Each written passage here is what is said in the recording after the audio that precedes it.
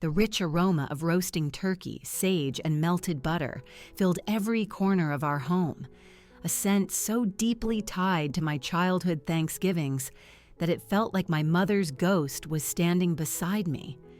I'd been awake since before the sun, determined to orchestrate a day of flawless family harmony. The cranberry sauce was bubbling gently on the stove when my husband Richard's phone buzzed for what felt like the dozenth time. Through the kitchen doorway, I watched him glance down at the screen, and his face lit up with a warmth I hadn't seen directed at me in months, maybe years. "Honey, could you give me a hand with this turkey?" I called out, my voice straining slightly as I battled the 22-pound bird I'd been tending to since dawn. The roasting pan was heavy, and the familiar ache in my lower back served as a stark reminder that I was 48, not 28. "1 second," he replied, his thumbs already a blur as they danced across the screen. I sighed, a small, defeated puff of air, and hoisted the turkey onto the counter myself. The irritation was a bitter taste in my mouth, but I swallowed it down. Today was not about me. Today was for family. Our son, Leo, had arrived from Boston the previous evening, looking sharp in a new blazer but with the telltale exhaustion of a demanding finance job shadowing his eyes. Still, he was here. That's what mattered. Clara, our daughter, had burst through the door that morning, a whirlwind of graduate school anecdotes and a canvas bag clinking with bottles of wine. The sight of them together at our dining table, their laughter echoing through the house as they caught up, made every pre-dawn hour of preparation feel entirely justified. The dining room was a portrait of perfection.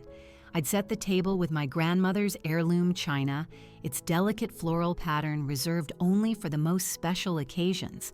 In the center, a lavish cornucopia overflowed with miniature gourds, crimson autumn leaves, and tiny battery-operated candles that cast a soft, flickering glow.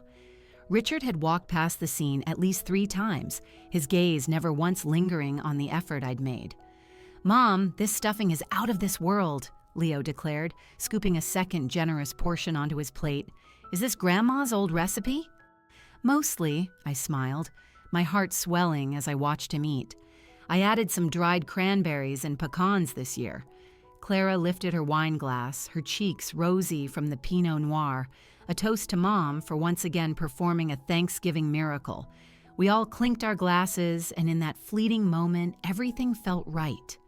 This was the vision that had kept me going as I folded napkins at 6 in the morning, the feeling I'd chased when I opted to mash the potatoes by hand because it made them creamier, this sense of warmth, of connection, of belonging. And then Richard's phone buzzed again, a jarring intrusion into our fragile peace. He looked at it, and a subtle change came over his face, a tension in his jaw. "Everything all right, Dad?" Clara asked, her sharp eyes picking up on his distraction. "It's fine," he said, a little too quickly, tucking the phone into his pocket. But his leg began to bounce beneath the table, a nervous tic I knew all too well. 25 years of marriage had made me an expert in his non-verbal language, the way he would clear his throat just before delivering difficult news, the way his eyes would dart around, avoiding direct contact when he was concealing something, the way he'd square his shoulders, puffing out his chest, right before making some grand pronouncement he believed to be monumental. He was doing all 3 at once. Actually, Richard began, standing up so suddenly that his chair scraped loudly against the hardwood floor. The grating sound sliced through our conversation. Leo and Clara froze, their forks suspended in midair. He cleared his throat. "I have something to tell everyone." His voice had adopted that detached, almost breezy tone he used for corporate presentations, the one that meant he'd rehearsed his lines. A cold dread began to pool in my stomach. "Richard," I said, my voice low and steady, "can this not wait until after we've had pie?" He didn't even look at me. "I'm selling the house." The words landed on the table with the force of a physical impact. Clara's wine glass stopped just short of her lips. Leo's fork fell from his grasp, clattering loudly against his plate. "What?" Clara whispered, her voice barely audible, but Richard was on a roll, looking somewhere over our heads as if addressing a board of investors, not his own family. Brenda and her kids need a bigger place. Sam is 9 now, Ben is 7, and little Lily just turned 5. They're getting bigger, and her 2-bedroom apartment is bursting at the seams. The silence that followed was so profound I could hear the grandfather clock ticking in the hall, the low hum of the refrigerator, the frantic thumping of my own heart. Brenda. He had actually said her name. In our dining room, at our Thanksgiving table, in front of our children, the name of the woman whose existence I had been pretending to ignore for the better part of a year. Leo's face was ashen. "Dad, what in the world are you talking about?" "Brenda is my girlfriend," Richard stated, as casually as if he were discussing a new golf partner. "We've been seeing each other for about 8 months. She's a single mom with 3 kids, and they deserve some stability. A real family home." Clara let out a small, choked sound like she'd been winded. "Girlfriend." I remained perfectly still, my hands clasped tightly in my lap, my gaze fixed on the crumbling expressions of my children. This was his chosen method. Not in private, not with a shred of compassion, but as a public declaration, a business deal being closed.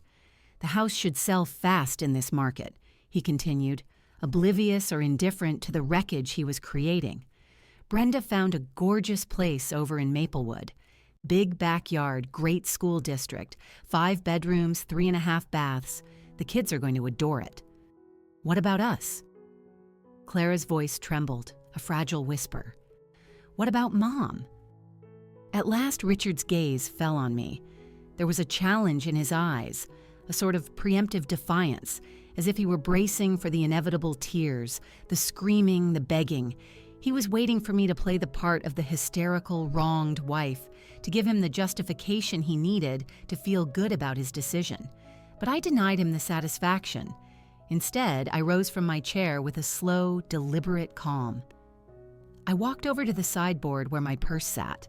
My hands were perfectly steady as I unclasped it and retrieved the single ivory envelope I had been carrying with me for the past 3 weeks.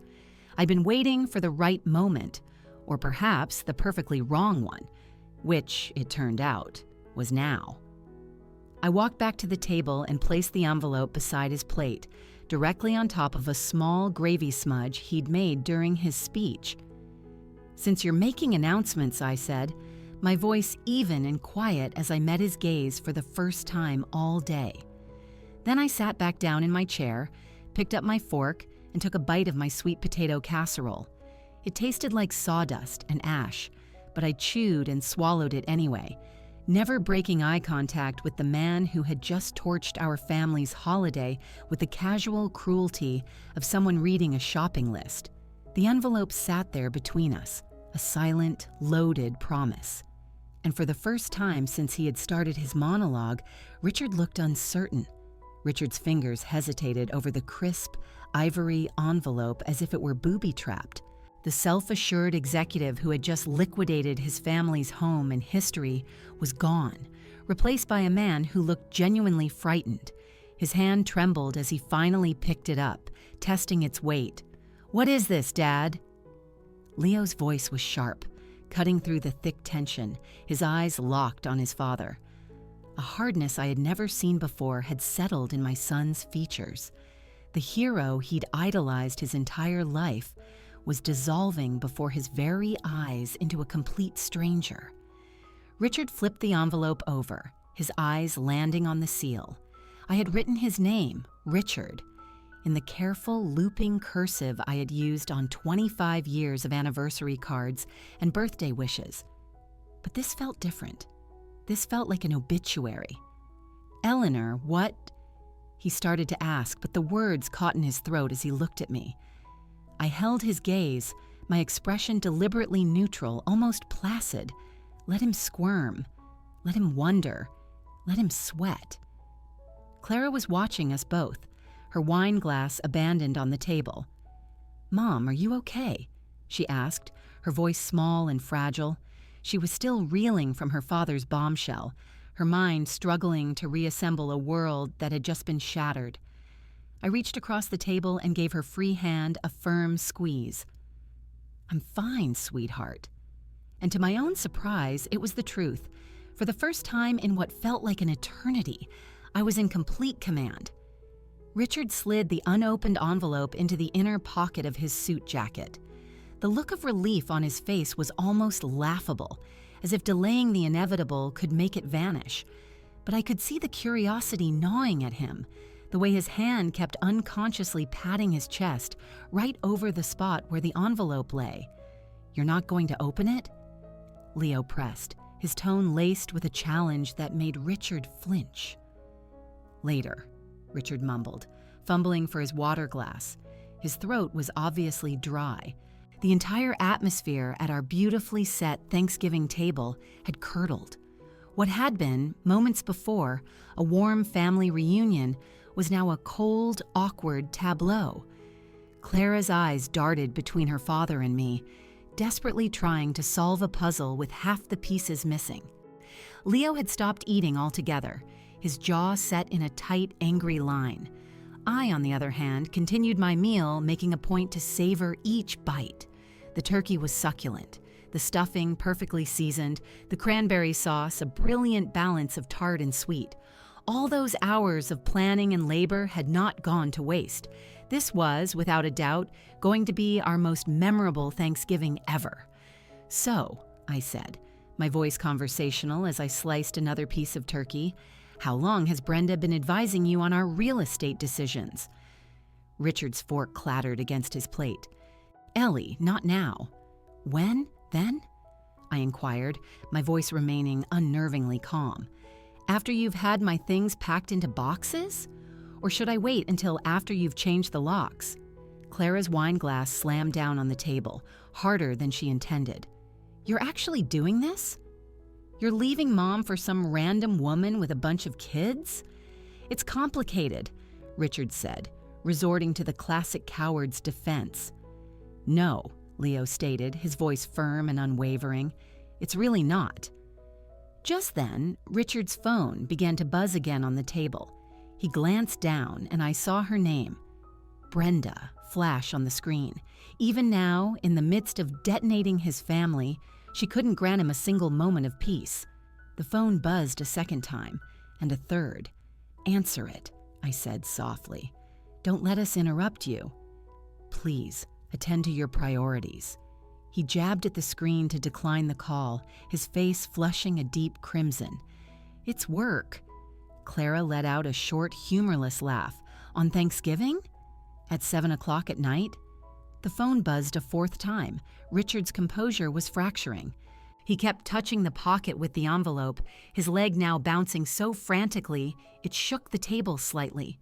"You know what?"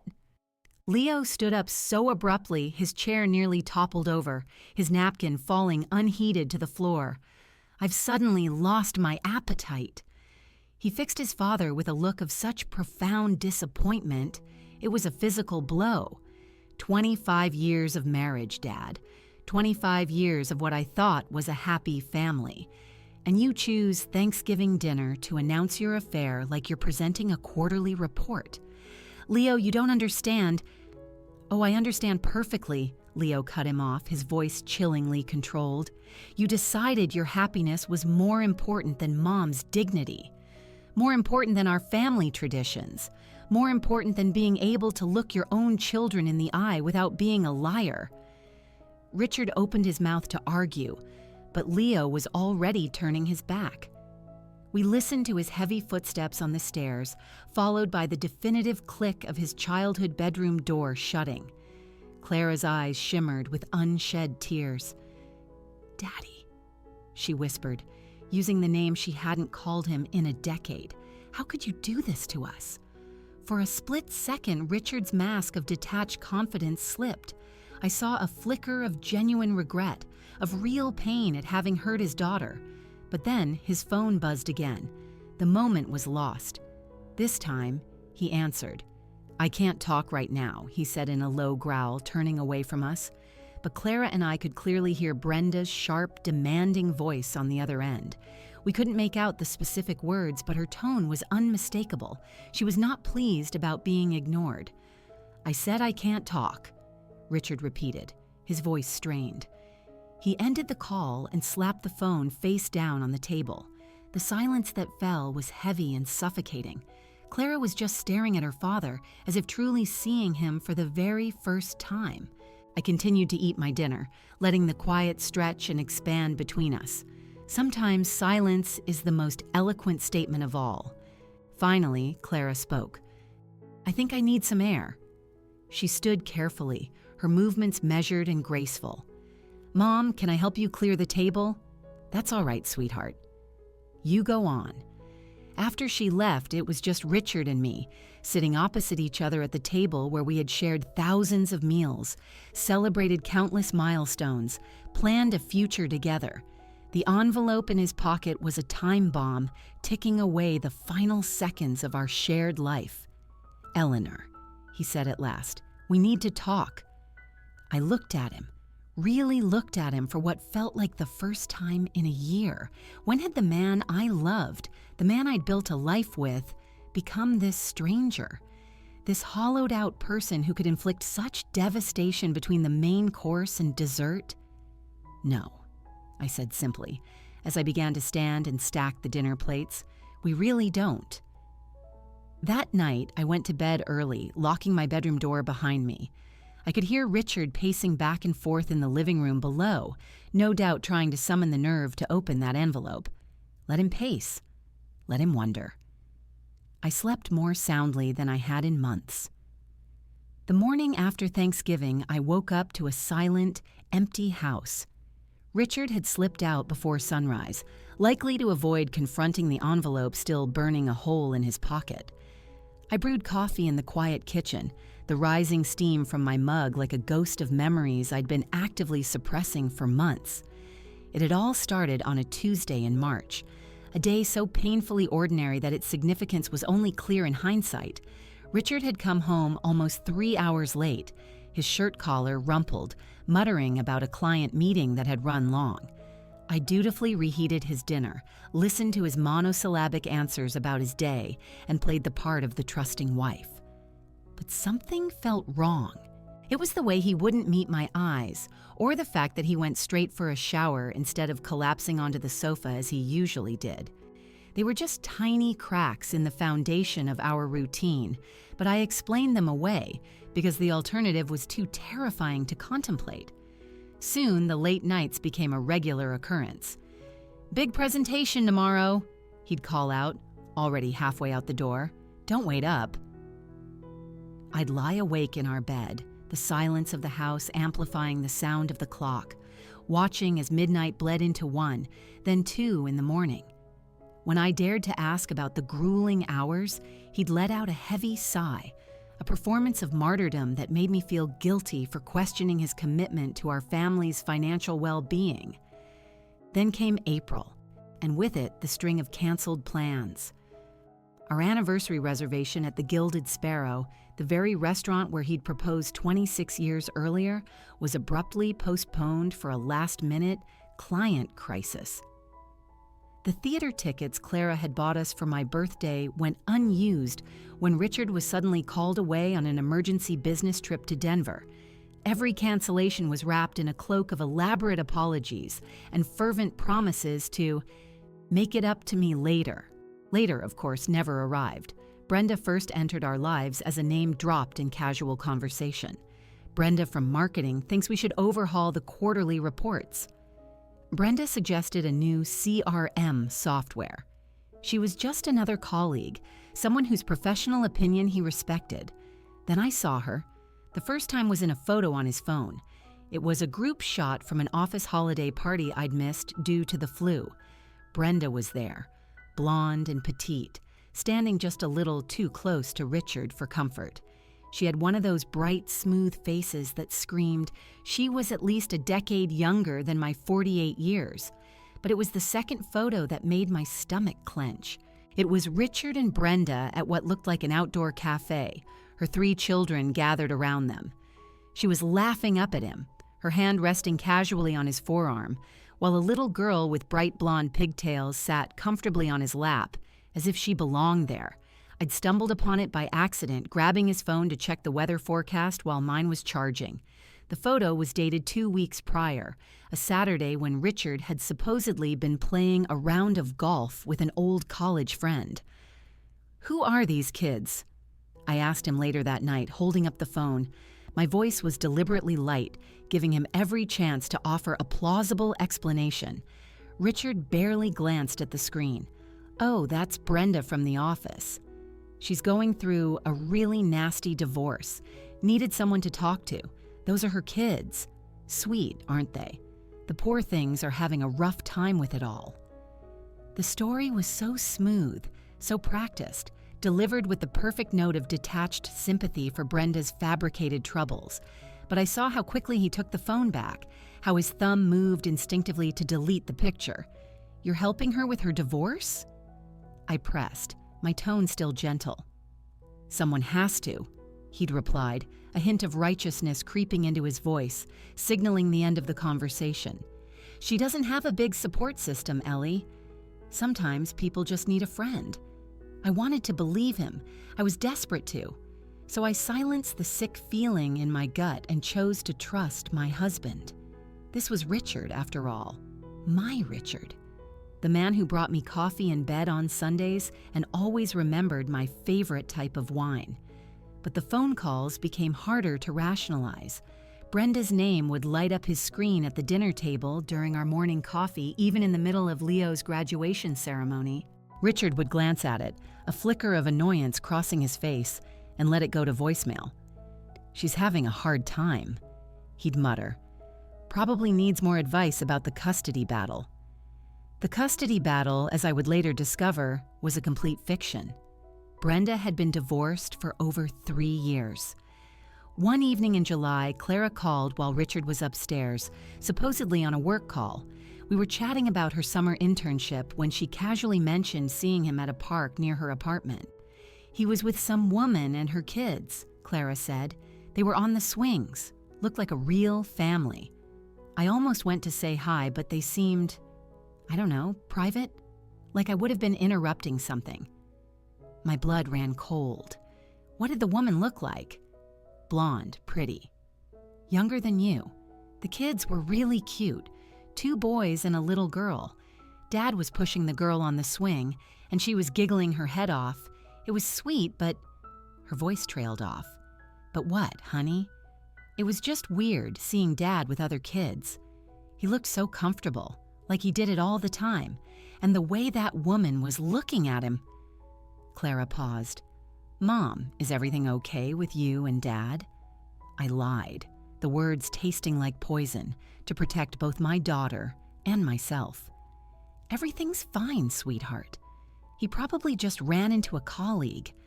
You know your father, he's great with kids." But after we hung up, I sat alone in the dark living room for hours, the pieces of a puzzle I had refused to assemble finally clicking into place. The late nights, the broken promises, the endless phone calls, the photos, and now this.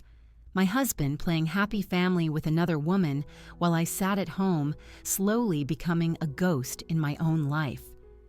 That was the night I stopped trying to get his attention and started paying attention instead. I listened to the inconsistencies in his stories. I watched the micro expressions on his face when his phone rang, and I began quietly documenting the unexplained withdrawals from our accounts, the credit card charges from restaurants I'd never visited, and the mysterious cash purchases he could never quite account for. The word downsizing first surfaced in September. Richard brought it up over breakfast, his eyes glued to his tablet. "Housing market's on fire right now," he'd said. "We could get top dollar for this place. Might be smart to think about cashing out and finding something smaller." I knew in that instant. It was the way he avoided my gaze, the forced casualness of his tone. He wasn't planning on downsizing with me. He was planning on upgrading with someone else. But Richard had made one fatal miscalculation in his web of deceit. He had assumed I would remain the passive, trusting wife, the woman who would quietly accept his lies. He thought I would simply sit by as he dismantled our life, brick by brick. He had no idea I'd already scheduled a consultation with Arthur Vance, the most ruthless divorce attorney in the state. Arthur Vance's office had the scent of old leather and quiet power, a place where fortunes were divided and lives were surgically dismantled. I sat across his vast mahogany desk, my hands folded calmly as he sifted through the contents of the file I'd brought. Bank statements, credit card bills, and screen-captured photos from a social media profile I was never supposed to see. "Mrs. Davidson," Arthur said, his silver hair glinting in the afternoon sun that streamed through the floor-to-ceiling windows. "I must ask, are you absolutely certain you wish to proceed this way?"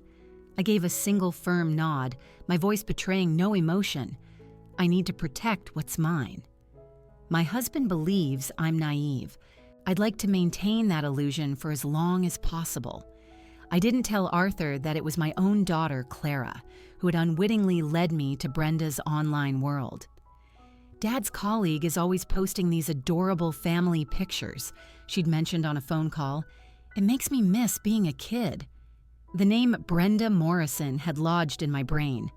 One night, while Richard was working late, I typed it into a search bar. The results made the blood drain from my face. Brenda wasn't just posting photos. She was curating a public narrative of her life with my husband. There were pictures of her children at parks I recognized, at restaurants Richard had claimed to be visiting for business lunches. There was even a photo from the ice cream parlor he used to take Leo and Clara to when they were small. But the captions were the daggers. "Sunday fun with my favorite people," she wrote under a picture of her daughter on a swing set, the very same one where Richard had pushed Clara 2 decades earlier. The little girl was beaming, her pigtails flying, while a man's hands I knew as well as my own, held the chains. Another post featured her 2 boys at the beach. "Showing them that new beginnings are a beautiful thing," read the caption. It was posted on the same weekend Richard had told me he was at a mandatory corporate retreat. In the background, slightly out of focus but unmistakably him, was Richard in his favorite blue polo shirt. The most gut-wrenching post appeared in October. It was a cozy dinner scene in what I assumed was Brenda's apartment. Candles flickered on the table, and her 3 children, all in matching pajamas, surrounded a man whose face was artfully cropped from the shot. The caption read, "So grateful for the man who shows my babies what real love looks like. Some people just walk into your life and make you realize everything you've been missing." It had 37 likes and 12 comments from friends, congratulating her on finding such a special man. I stared at the screen until my eyes burned, wondering how many of them knew her special man was married. But it was the financial trail that exposed the true depth of his betrayal. While our own household bills were piling up, I discovered a joint credit card account opened in both Richard's name and Brenda Morrison's. The statements, accidentally delivered to our address, painted a vivid picture of their domestic life.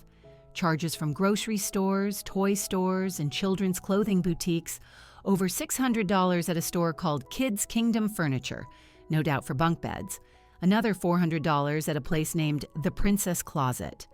Meanwhile, I had to dip into my personal savings to cover the electricity bill because Richard claimed there was a payroll glitch with his direct deposit. The most painful discovery was a pile of receipts I found in his coat pocket, mundane things from Target and CVS, but the items listed told a story that shattered my heart. Children's Tylenol, princess-themed bandages, a stack of bedtime storybooks, and a receipt for a birthday cake with "Happy 5th Birthday, Lily," written in pink icing. He was living a whole other life as a father to her children, while his own grown kids wondered why he'd become so distant. I documented everything: screenshots, bank statements, photos of receipts.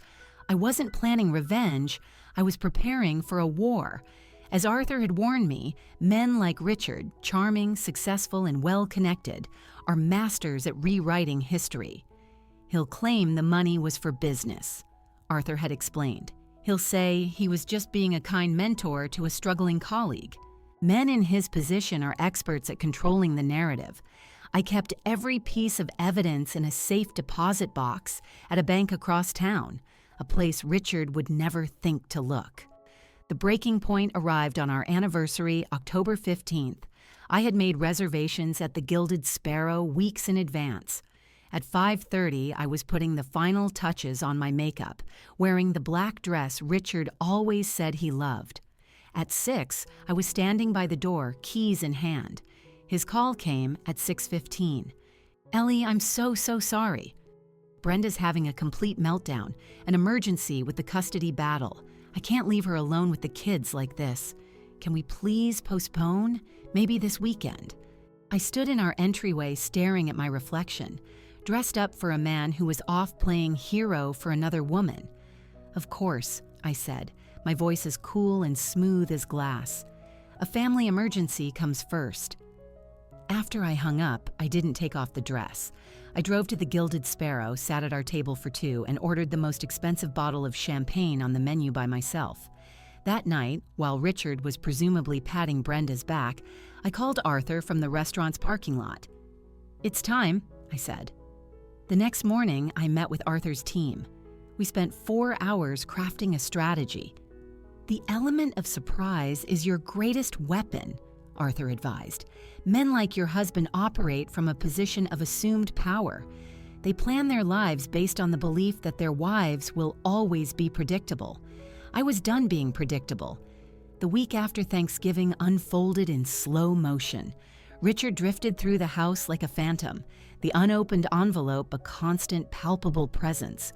I saw him patting his jacket pocket, checking his briefcase, glancing at his nightstand drawer, always confirming it was there, yet never finding the courage to face its contents. I maintained my daily routine with a serene, almost detached calm. But beneath the surface, a current of anticipation crackled. Every time his hand drifted toward that envelope, I felt a jolt of electricity.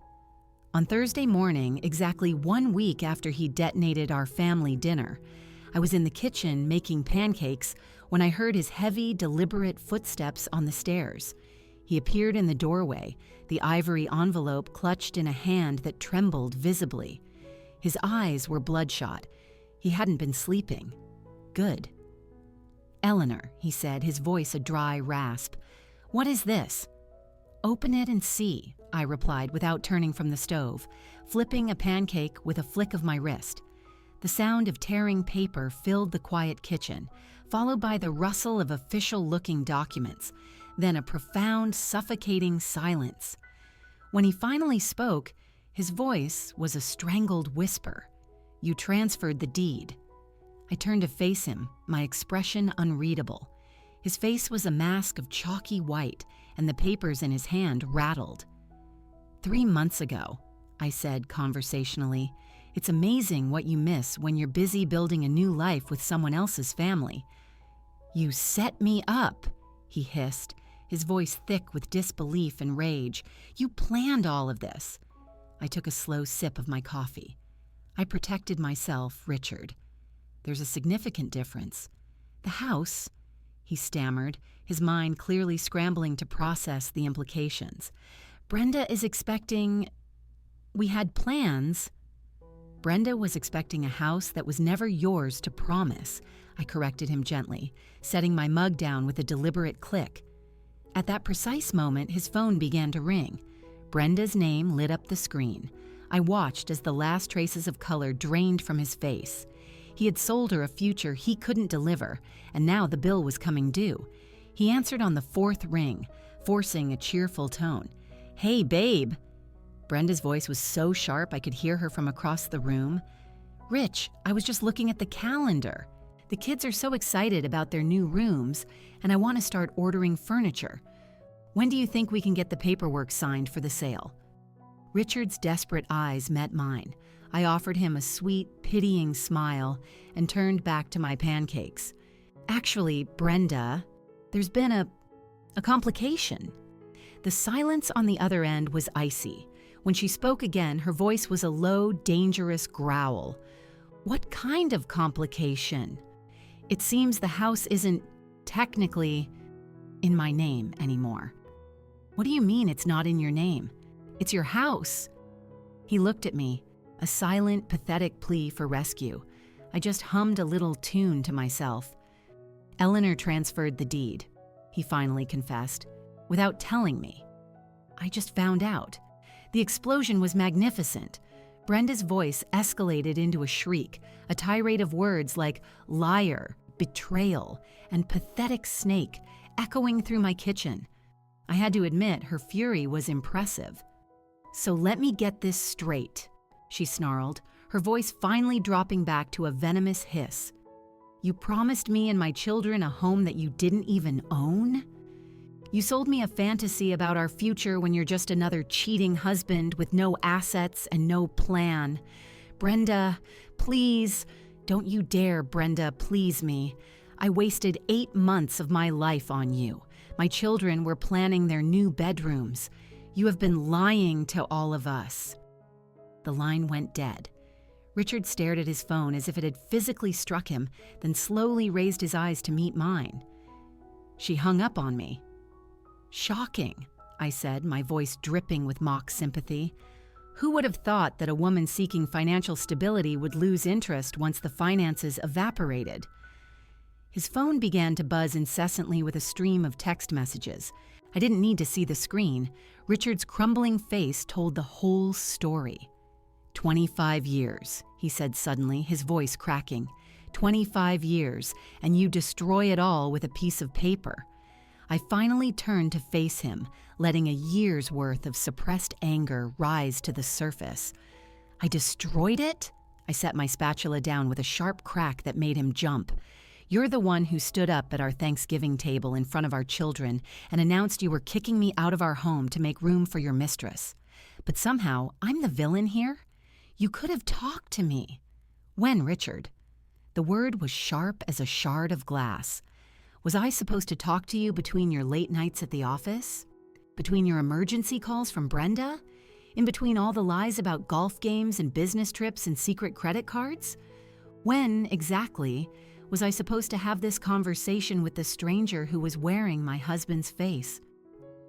Richard spent that afternoon trying to call Leo and Clara, pacing the living room and leaving a series of desperate, unanswered voicemails.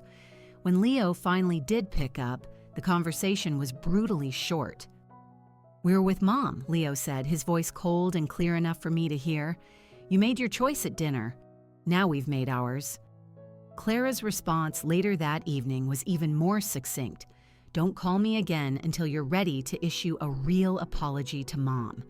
And I don't mean one of your fake, corporate-speak apologies. By Saturday, I was hosting my book club brunch in the kitchen Richard had intended to give to another woman. The sound of my friend's laughter filled the space, a sound that felt lighter and more genuine than any I'd heard in years. "Ellie, you look so free," my friend Margaret observed. "You're glowing." I looked at the circle of women who had supported me, sitting in the home I had fought for, and I realized she was right. "I feel like I've stopped holding my breath," I said, and it was the absolute truth. The divorce papers arrived on a Tuesday in February. I signed for them with a steady hand, noting that Richard had filed first. A final, futile attempt to control a narrative that had already escaped him. Arthur had predicted this. "Men like him need to feel like they're in the driver's seat," he'd said. "Let him file." We're already 3 steps ahead. Richard moved out in January, taking little more than his clothes and leaving behind a quarter-century of shared memories as if they were trash to be discarded. He rented a small, sad-looking apartment across town, a far cry from the 5-bedroom dream house he'd promised Brenda. I heard through Clara that Brenda had given him an ultimatum: prove he could provide for her, or she was gone for good. He was, apparently, still trying to win her back. Spring arrived, and with it, another shocking development. Clara called me one sunny April morning, her voice a strange mix of disbelief and dark humor. "Mom, you are not going to believe this. Dad is getting remarried." My coffee cup clattered in its saucer. "To Brenda." "In June. I know, right?" Clara continued. "The divorce isn't even finalized." but apparently she took him back after he promised they would start trying for a baby of their own. She wants her kids to have a sibling, and Dad is all in. A baby. At 52, Richard was planning a complete do-over, erasing his first family to build a new one. The sheer audacity of it left me breathless. "Are you invited?" I asked. Clara let out a bitter laugh. "Oh yeah, both of us. Formal invitations like we're distant cousins. Leo burned his. I'm half tempted to go, just for the drama." After we hung up, I sat in my garden trying to process this new twist. Why was Brenda, at 32, in such a rush to get pregnant? The urgency felt desperate, like she was trying to secure her position with a biological tie before he could disappoint her again. The answer came to me in a supermarket a few weeks later. I saw Brenda in the pharmacy aisle speaking in hushed, angry tones on her phone. I ducked behind a display of vitamins, my curiosity overpowering my sense of propriety. "The custody agreement is archaic," she was saying. "If I want to relocate the kids, my ex is demanding proof that my new husband is financially and biologically capable of supporting a larger family. It's some insane clause about future family planning." My heart began to pound. A fertility test. She needed Richard to prove he could still father a child. But what Brenda didn't know, what Richard himself had likely forgotten in his midlife crisis haze, was a secret he had buried 24 years ago. That evening, I made a call. "Dr. Evans? This is Eleanor Davidson. I have a confidential question about my husband's medical history." Dr. Evans had been our family doctor for decades. "Eleanor," he said warmly, "how can I help?" "Richard is getting remarried. His fiancée wants to have a baby. I need you to tell me, does he remember the results of that fertility test he took after Clara was born?" A long pause stretched across the line. "Eleanor, you know I can't discuss a patient's medical records." "I know," I pressed. "But hypothetically, if those old records were to be requested for legal purposes, would they still exist?" Another pause. "Hypothetically," Dr. Evans said carefully, "medical records are kept for 30 years. And hypothetically, a subpoena as part of a divorce proceeding would constitute legal standing." I understood perfectly. The next morning, I called Arthur Vance. Within a week, Richard's complete medical history was subpoenaed. Buried deep within the files was a single test result. After Clara's difficult birth, a worried Richard had secretly had his fertility tested. The results showed that his chances of conceiving naturally were next to nil. He had never told me, letting me carry the quiet sorrow of our inability to have more children all by myself. Now, that secret was about to unravel his brand new future. Arthur's team timed the delivery perfectly.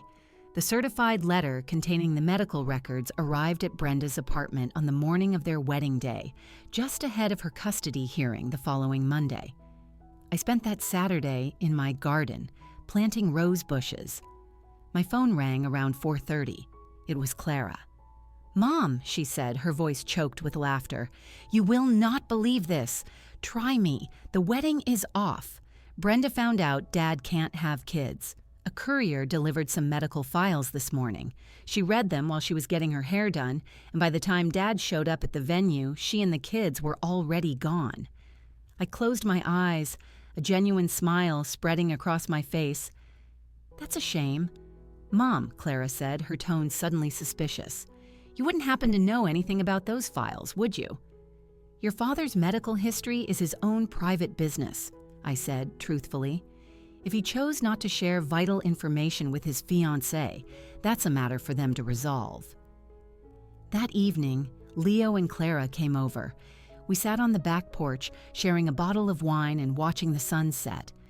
Richard was somewhere across town, sitting in an empty banquet hall, his future in tatters. We were right where we belonged, in the home he'd tried to take from us, building something new. Karma, I had learned, might be slow, but its timing is always impeccable. The autumn leaves were a riot of gold and crimson when the invitation arrived.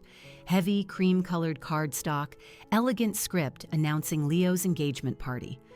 My son had found a wonderful woman, Sarah, a brilliant architect, who made him laugh. My daughter, Clara, had graduated with honors and was now a passionate environmental lawyer in Seattle.